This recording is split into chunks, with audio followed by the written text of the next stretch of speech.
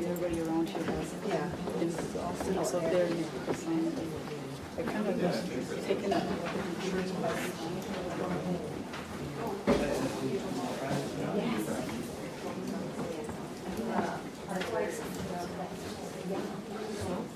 I think these scribes all this stuff.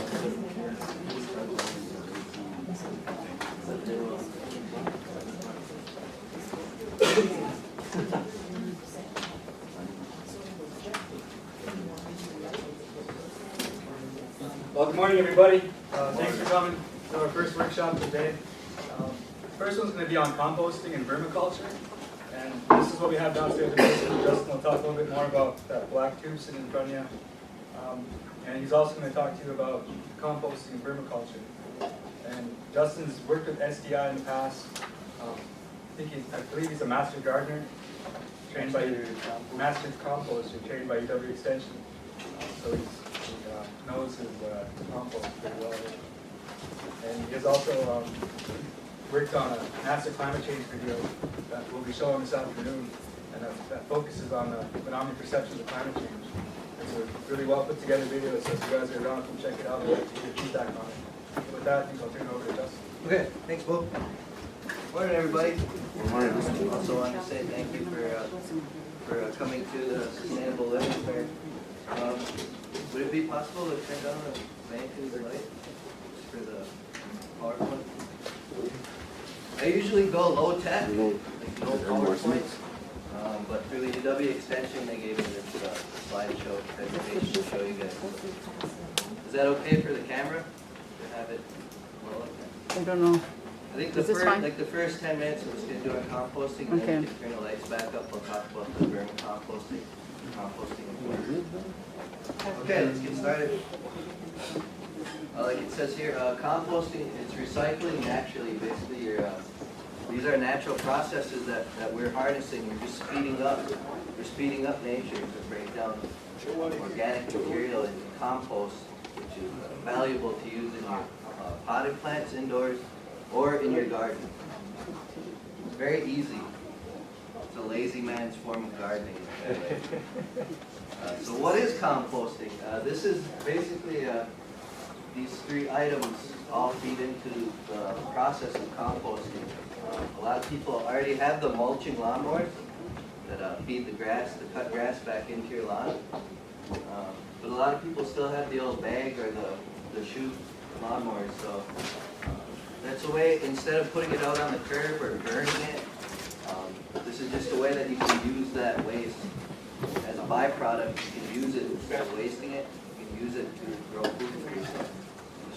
Food scraps, I know a lot of people like to go out to eat. I'm guilty of that myself. I love going to restaurants. I'm guilty of also going through some drive-thrus myself, fast food. I try not to do so much anymore, but I also like cooking at home, so there's a lot of byproduct from that. Nice job. Potato peelings, pretty much anything you can name that grows up out of the ground, you can put back into the ground for composting. Leaves, it's a big thing around here. People rake up their lawns and then usually they just bag up the leaves or they burn them. These are also a resource that you can use to put back into the ground. Okay, so what you're looking at here is a pretty fancy compost bin that somebody made up out of pallets. You split a pallet in half, use each side, and there's one on the back side there.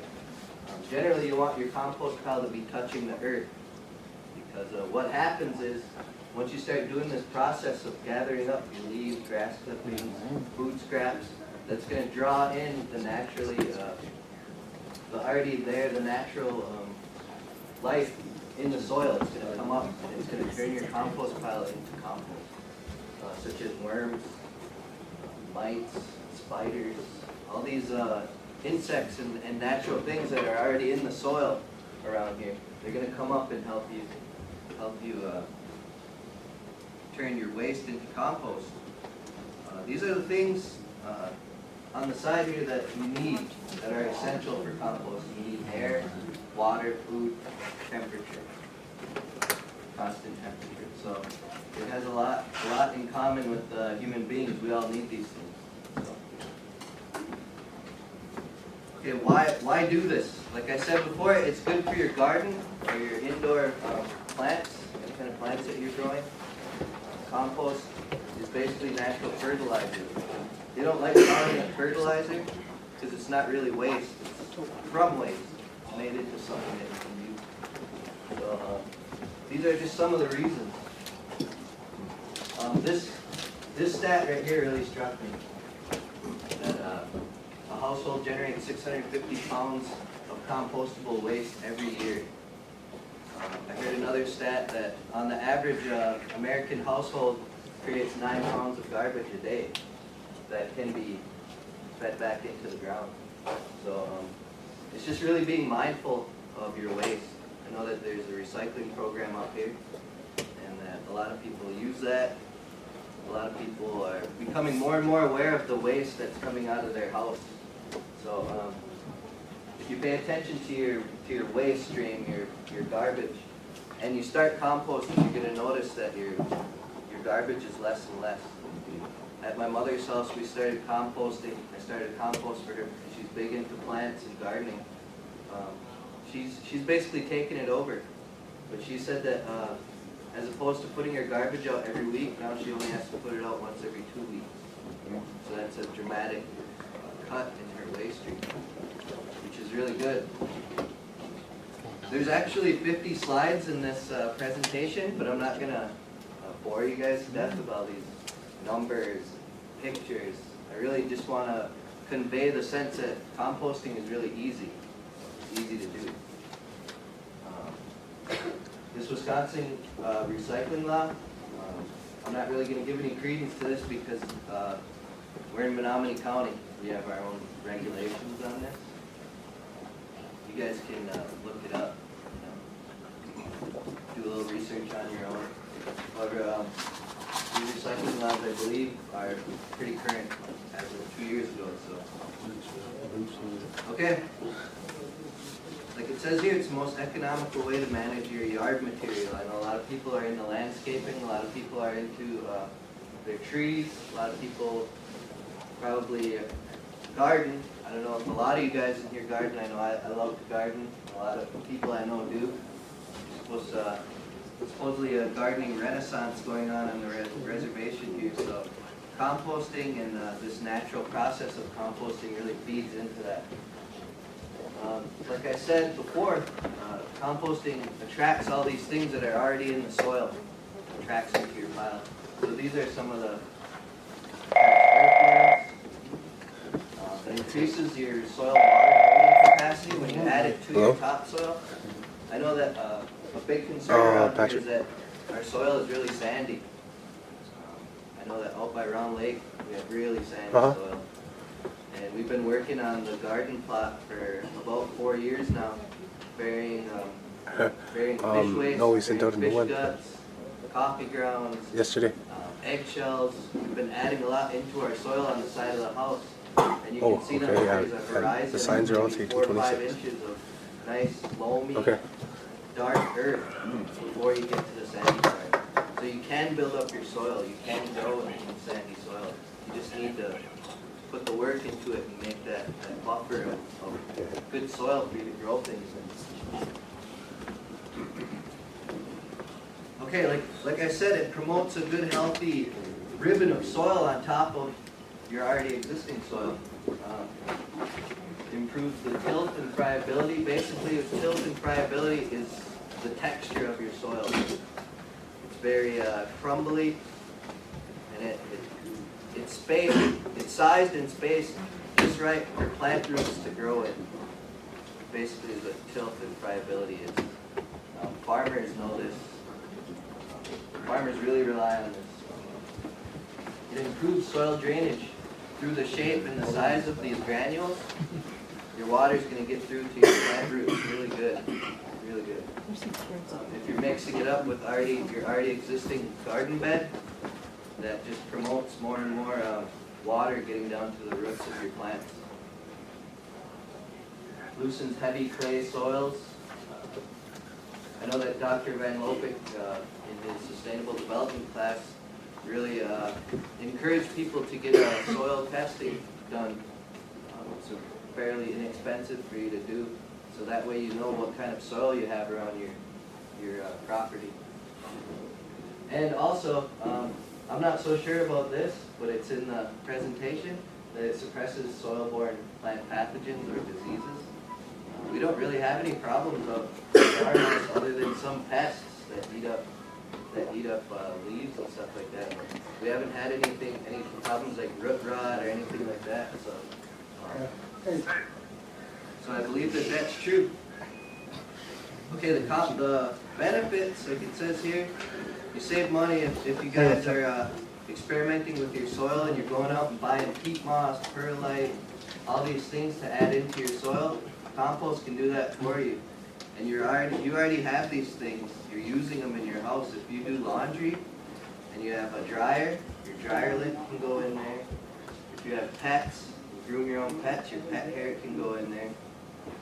Eggshells, if you buy eggs from the store, the cardboard cartons, you can shred those up, put those in there. Paper, I mean, it just makes sense to do this because it cuts down your waste a lot and you can use that waste.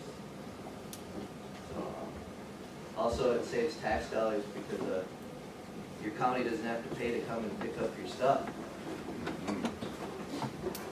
Okay, like I said, compost is not a fertilizer, but it does contain plant nutrients. I'll get more into that with the vermiculture discussion, the nutrients. So it's a soil amendment. Like I said, adding it into your soil, tilling it in, is a good thing. It just adds to the richness of your soil. And like it shows here, the second bullet point, when it's mixed into the top 4 to 6 inches, it improves your health. Like I said, we had really sandy soil up by Round Lake. We've been working on that garden bed for 3 to 4 years. And that top horizon is really good. We can grow a lot of stuff in there, pretty much anything you decide to do. What do you do with your compost when it's done breaking down? These are a few of the things. You can use it as a mulch. You can throw it on top of the soil around. Say if you plant, if you decide to do an orchard, if you decide to plant some apple trees or cherry trees or grapevines, whatever, you can put that finished compost around the base of your plant, just around the drip line, they say, where the water comes off. You want it to spread out that far, and then you want it all the way up to the base of your plant. But you don't want it to be touching the base of your plant because this compost is so biodynamic. The life inside it, it's alive. It's a living thing. So some of the little microorganisms and macroorganisms, they might get onto your tree there and start eating it. That's how amazing that this stuff is. Really amazing. It's natural. It's a natural thing. When I first started composting, it didn't break down. It just sat there. It was just a big pile of leaves and green stuff. You know, I thought, what am I doing wrong? What am I doing wrong? Because all the things that I studied said that this stuff should be done in a couple months. You know, after a couple months, it was just sitting there. So the good thing about compost is compost happens. It just happens. It just takes longer than some people expect. You know, a lot of the times there are so many different forms of composting. The ones that you read about that happen in the 2 to 3 months are called hot compost. It's a pretty intensive thing to take on. You're adding in nitrogen, which is basically made up of your food scraps, alive things,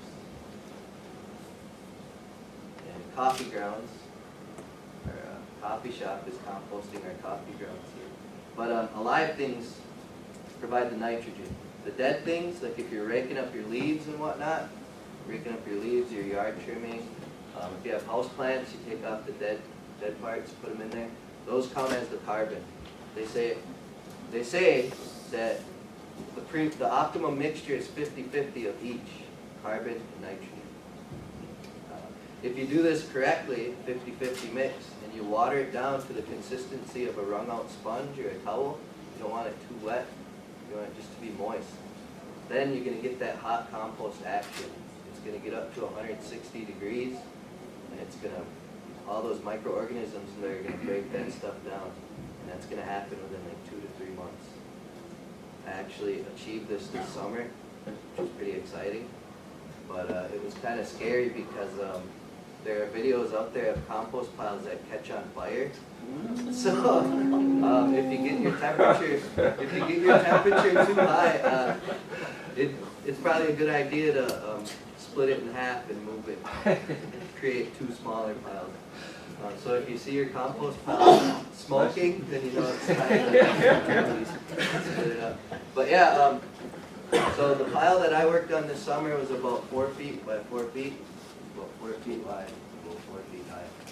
It broke down in about a month and a half, but I also kind of cheated. I threw a big half coffee can of earthworms in there, so they helped break it down even faster. So I had finished compost in like a month and a half. Okay, I haven't done this yet. I like to use the compost hole, just throw it on, but some people like to screen it, put a homemade screen over a wheelbarrow, and they just run their hand over with the compost, they throw it on, and they just push it through. And then they use that finely screened compost. Whatever's left on top, they just throw into another pile and have it keep going. Compost tea, we'll cover that. It's a pretty exciting thing. I know that they were doing this last year, right downstairs. People said, what is that big paint bucket? It looks dirty. And they basically had a giant tea bag of compost sitting in the water, and it's soaking all these nutrients out into the water. So you're making natural plant food for yourself. You don't have to go out and spend $3-4 on a bottle of Miracle Grow. You can do this yourself. Mm-hmm. I like this, if you build it, they will come. I just watched and feel the dream. Like I said, you get this compost pile going, and all these little bugs, these little mites, worms, they're all going to show up. You're going to see them. That's when you know that this process is working. They're helping you break it down. You can look at them as basically employees, you know. They don't take no time off. They don't take sick leave. They're working 24 hours a day for you. All you got to do is go out there once every week or 2 weeks and go out there and turn it over. There you go. Turn it over. Add some water if it's dry. If it's too wet, add some more dry stuff. Add some more leaves. Add some more dryer lint. Add some more egg cartons. Anything. Also, eggshells are good. They're really porous. They soak up moisture. Anything to soak that moisture up. I think I'm done with this. Did you guys want to flip on the lights back there? Some things to watch out for to add into your compost pile. You don't want to add in anything processed. Cheeses, meats, Right. dairy. Right. Those can't go in there. Those are going to make bacteria. They're going to make the bad stuff. I know 2 years ago I had a compost pile go anaerobic on me, and it was the worst smell you could ever imagine. It's horrible, man. Thankfully I was out of town, so my brother and his friends had to get a wheelbarrow and haul it way out in the woods and dump it out there. Just to get it away, they said it stunk so bad. But I know exactly what I did wrong. I watered it down too much. I just added way too much water, and that caused that reaction. So, whoa, I'm going pretty long. Does anyone have any questions? Or does anyone compost out there and have a question? I do compost. Okay. I support you for doing that. Okay. What's your thought on throwing in some newspaper every once in a while to, kind of add to the filtering of the materials? I don't really see a problem with it. Right. I've heard some people say that they don't like adding in the colored ink. Right. Right. And also to the worm bins. I've heard that there's been some dye-off. It kills off some worms. The dyed paper, The dyed especially. paper, Yeah, I would agree with that. Yeah, but so myself, I just add the black and white. Right. I'll just stay away from the colored. I'd agree with that. What about ash? I've been throwing in a lot of Yeah, ash. wood ash is good. Wood ash is very full of carbon, that will help out in the process. As long as you're keeping that balance of 50-50, you know. I mean, it's not an exact science by any means. I mean, one of the cool things about it is that you get to experiment, you know, like what if I throw in this, what if I throw in that, will it break down, will it not? You know, that's what I like about it. It's just kind of, it's really easy, it's a lazy man's way of gardening, like I said. All you gotta do is turn that pile over every once in a while. It'll work for you. But yeah. Do you have to have a bin? Do you do it in a? You don't have to. Ground level Yeah, garden? you don't have to. Like I said, the laziest way possible is the way I do it. I just pile it up right on the ground. I just pile it up and it breaks down. But you can construct like that pallet bin you saw right there fairly easily. They also have, if you feel like spending money on it, they have these earth machines, pretty fancy. You can pay up to $100 for those. They also have bio boxes, they're called. They're just basically like that pallet. It's slotted plastic slats stacked on top of each other, but they just break apart in 4 pieces. You break them apart, turn it, move it into another spot. I'm talking about like throwing it into a natural garden site. Just let it sit over the winter and stuff. Yeah, you can. One of the processes I've seen is called pit composting. A lot of people do this. So you have a row of your garden. You have garden rows. You have your garden rows going here.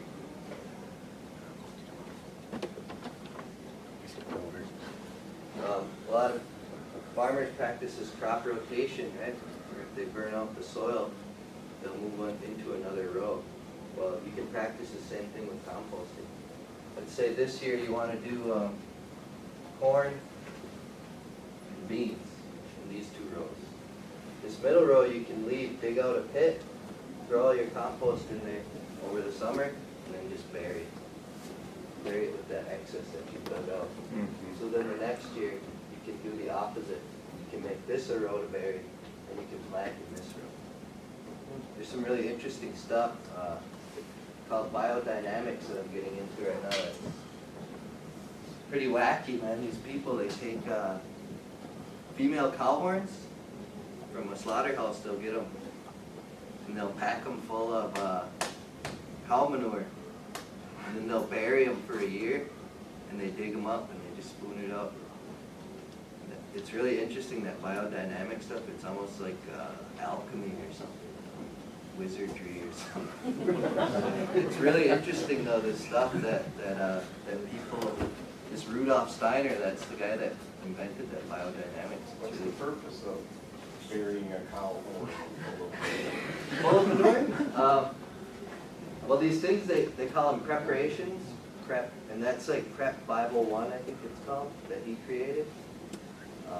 I guess the porous nature of that cow horn, it allows all the microorganisms to get in there. Keeps out the macro, but it brings in the micro. So they go in there and they transform all that manure into friable compost. Yeah.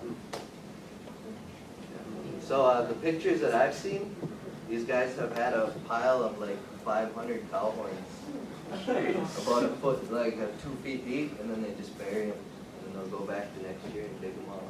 What's better, just to get the compost, or I mean, wouldn't it be just as good to throw the manure right on where you want it? Oh yeah, that works too. I mean, adding manure into your hot compost, that if you do that hot composting, that stuff works. That's like the trigger, you know, like boom, it'll start heating up right away. And they sell compost thermometers that are about yay long that you can put right into the middle of your pile. So the cow horn thing is really just Yeah. a big deal doing that. Yeah, it's really pretty esoteric and it's far out there, man. That's only one of the preparations. He has all these other things where he's using ground up quartz crystals to spray on the plant to make the light. So he's using a lot of different stuff, but I mean, that's for, yeah, that's pretty crazy stuff, but, yeah, You can't just throw the compost right at the garden. You have to. right, no, you have to compost it. You have to run it through that cycle of composting into that pile, you know? Have it as part of your nitrogen and carbon mixture, throw it in there. But throwing it right on your garden probably would be a good idea. But like burying it, yeah. Well, yeah, it would work really great, but they talk about frying out the roots of plants with manure. It's pretty strong thing.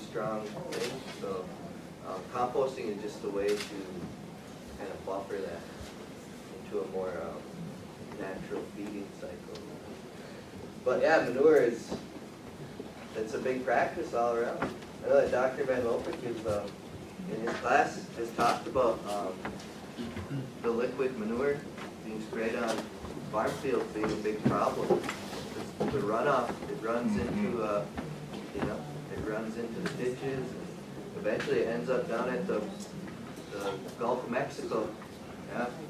So yeah, but manure, sure, if you want to throw it on. It helps in compost, definitely. Let's get into the worms. Alright, vermicomposting. This is my secret dark passion I don't like anybody to know about. Up in SDI they were calling me the worm whisperer for a while. Embarrassing. But yeah, Dr. Van Lopik started this worm tower about 2 years ago. And I've been keeping an eye on it. A few people around the college have been feeding it with like tea, coffee, we bring in bananas, whatever you have for lunch, your banana peel, throw it in there. So you guys can feel free to come up and take a look in here and whenever I'm done. But basically, vermicomposting is on a smaller scale, composting on a smaller scale with just worms. These worms that we have in here are called red wigglers. They're more commonly known as manure worms around here. If you know anyone with a horse or a farm, go check out their manure pile and they probably have tens or hundreds of thousands of red wigglers working around them. They basically they're the intestines of the earth. Who said that? Somebody really famous said that. Somebody really famous, like, oh, Aristotle. Aristotle called them the intestines of the earth. The more and more I read about them, the more I realize that they're basically like the perfect eating machine. That's all they're made to do, is eat. And out the other end comes this amazing worm castings that are like essential for growing plants. I was reading in a book about after the last ice age, 3 of the great civilizations weren't affected by this ice age, so they had worms. One of the things about Wisconsin is that we, of course, were affected by these glaciers, and we didn't really have any worms in our soil after that. Through migration, through people bringing in foreign plants, people moving things from Europe to here, and worms just coming up from the south where they didn't get affected by these glaciers, we have worms again in our soil. But for a while, we didn't have any worms in our soil. So, yes and no. The worms can affect the types of plant that you get. It was a big concern when I started. I've been reading a lot about that lately. Yeah. Right. But now when you contain, you have to keep it maintained with it, or if you have your compost pile, you don't want worms spreading out. Right. Feeding all the dust out of your forest. That's a good question. Is there a way to contain them, or? I've been going over that in my mind, and the only thing that I can think of myself would be to bury a container, like a barrier, right? Like a contained barrier when you're doing your composting. And just hope that those worms don't get out. These worms here, the red wigglers, they're they stay up in the top layer of soil, so they won't really winter over in Wisconsin. they'll die, but the concern is that their egg capsules will winter in the next year. Each egg capsule contains 8 to 30 worms. So one worm can create 30 worms, up to 30 worms. So yeah, that was one of the big concerns that when I started studying is that it would change the stuff layer around here. You know? But when I go night crawling, when I go looking for night crawlers to fish and stuff, up by KPS and the high school is good places to go. But another good place to go is any boat landing. A lot of times people fishing, oh, didn't catch anything, got 6 worms left, just throw them out right there. It's illegal to do that. It's illegal, yeah, but people do it. Because right down by Round Lake, I went down there and half a coffee can full in about 45 minutes. And they're all just right there on that truck. But yeah, okay, the things you can feed these worms are basically the same as you're putting in your compost pile. You don't want to put any dairy or meat in there. That'll turn it anaerobic, it'll smell pretty bad. But this one here has been really well taken care of. So if you guys come up and check it out, you'll notice that it has a really earthy smell. It smells like good garden soil, basically. If you get any other smell in there, it's time to sift through and see what's rotting, get it out of it. You'll be able to see what doesn't belong in there because it'll just look bad. It won't match the other things in there. Like I said, this one's been going for about 2 years. I separated the castings from the worms once. It was a big job, something this size. How many pounds of garbage will it be eaten, say, 2 weeks? They say that 1,000 red wigglers is a pound. And you put, there's a 2-to-1 ratio, 2 pounds of food for every pound of red wigglers a day. When I did my studying for SDI, I didn't see that kind of vigorous activity with their eating myself. So I really watch the amount of food that I put into my worm bin, and I check on it regularly, maybe once or twice a week, just to make sure that there's no bad smells coming out of it. You just remove stuff, throw it into your compost pile if the worms aren't breaking it down fast enough.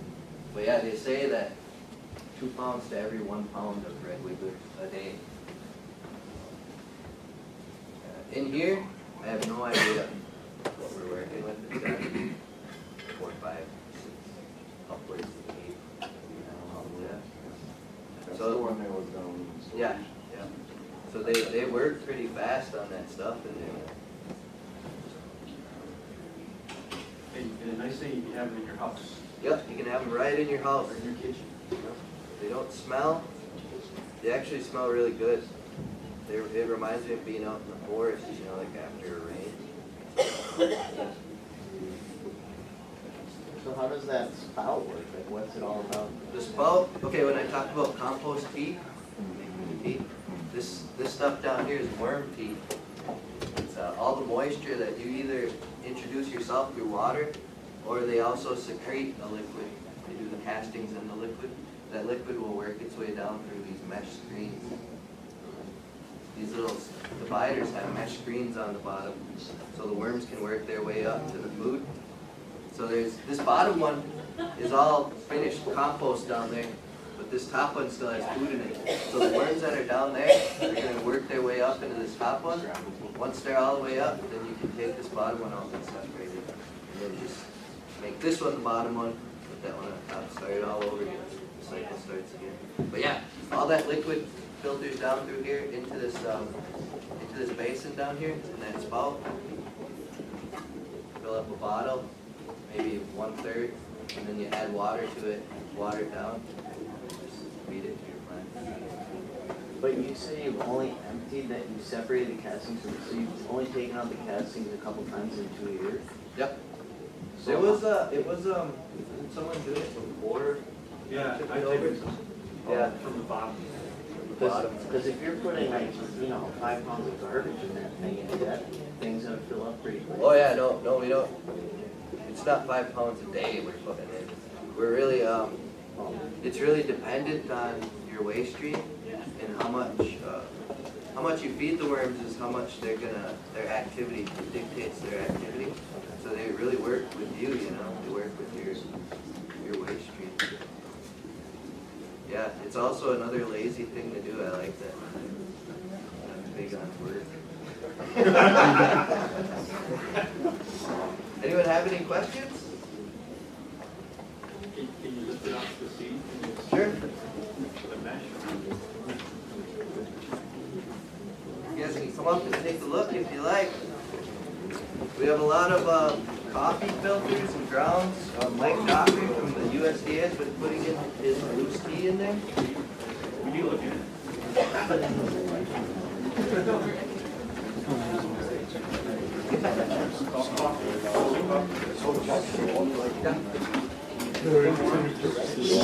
Can you eat them? Yeah, why not, man? Chew them up though. Yeah, they're really small. They only get up to like 4 or 5 inches. It's pretty small. Hey, how you doing? Riding that bus?